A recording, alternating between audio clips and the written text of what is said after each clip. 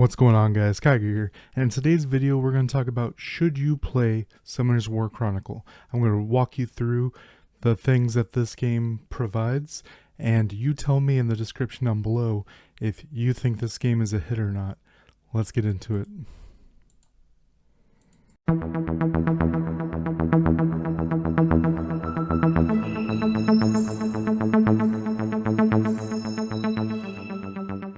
Alright guys, you may have heard of Summoner's War in the past, and the main reason I didn't want to check out this game was I played the Summoner's Wars in the past and they were turn-based, and I didn't really want to mess with that. But as you see, this is literal walking around doing my own thing, ARPG style. So this is using the same monsters from that lore, and this game is only about 3 weeks old, and they're doing updates very consistently, and they're not super pay to win. They let you, for example, it's all about doing the daily stuff. So if I show you the events right here, right? So playtime, obviously play, check-in. So if we take a look here, we have, this is the Thanksgiving event. Just do stuff. You get pieces of pie, you feed Ifrit, and you get free stuff, really powerful stuff, and then towards the end you will get actual Ifrit, which is a 5-star unit, just for doing your gameplay. And that's one of the main things I really enjoy about this game so far, is there really is no cap for most things.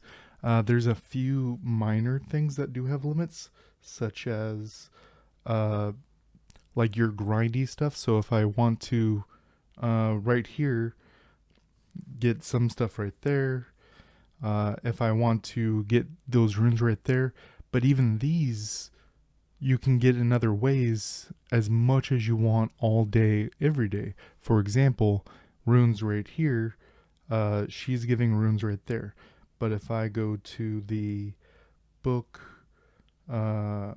creature book, and then pick one of these 5 stars, you'll see I get stuff for killing these guys, and a bunch of other extra stuff. And they also, it doesn't show it right here, but they have a chance of dropping those same runes, and I can AFK farm these all day.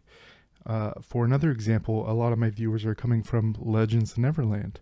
There you have a stamina system that limits your fishing, gathering, things like this. You can do it all freaking day in this game. You can fish, you can gather, you can mine. The only quote-unquote limitation is these gloves.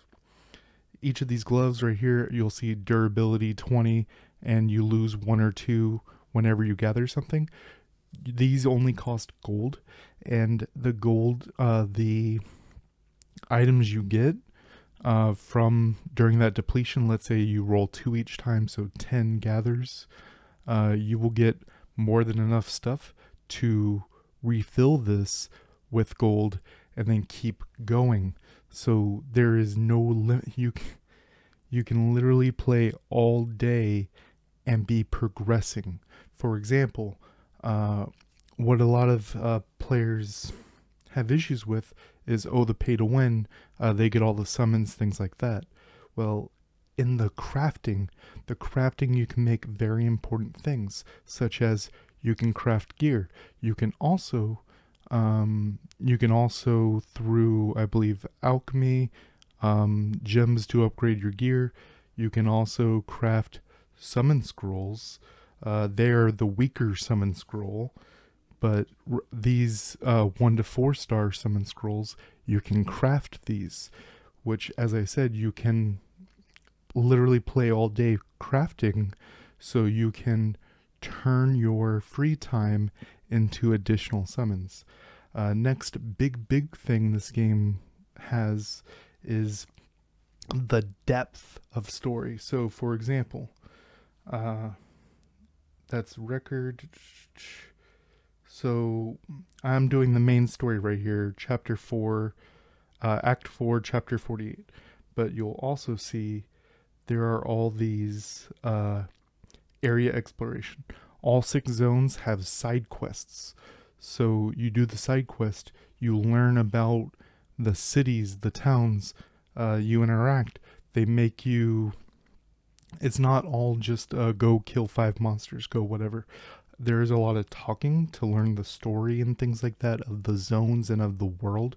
A lot of world building, but there's also interact with these things, uh, work on your crafting. Some things I can't do yet because my crafting's not high enough on certain functions. Uh, One of my favorite things is in the story when you do the dungeons as well as uh, the group dungeons are manual. You have to physically play it. And they aren't just run up, kill a monster, run up, kill the next monster. A lot of these make you think. They're not super, super hard, but they are mechanics similar to World of Warcraft, where it's like a lot of these attacks are telegraphed, but then you'll have things like rolling snowballs where you have to dodge and maneuver around them. There will be trap levers. There will be coded things where it's like you have 3 torches and you have to light them up in a certain way. If you do it wrong, then boom, damage. And I really, really like that you actually have to think a little bit. And the main aspect here in this game is you have your creatures. As you see, I have 3 creatures on the right, and you'll see one of they each have 2 skills, and one of them is bigger. That would be the one on the bottom. That is the one I am soul linked to. The 10 under my HP is my mana, and when I click the skill, now he's trying to find something to attack. That little 2 in the corner will take off of that. Those skills don't have a cooldown. The other 2 monsters use their skills whenever their cooldowns are done with no mana cost. But for example, if I need to heal, I can swap to her, and then I can use particularly use a skill. As you see, no cooldown, just uses off of there. So there's a lot of theory crafting and a lot of building, and that's something that's really, really big in this game. For example, if I go here to my skills, this is how I can edit my character, and this isn't even the limit of it. This is just I can upgrade my skills, I can upgrade the attribute, passives, and utility, and there's a limit to this. What's very nice for the people coming from Legends Neverland is there's no skill reset stones.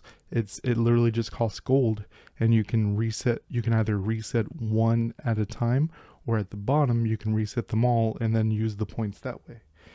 You can even go further, and then you'll have things like a tree system right here, and this will boost myself and my monsters. Each of the monsters themselves will have their own things to raise, as you see right here, not to mention runes, which I'll get into in another video to increase their stats even further.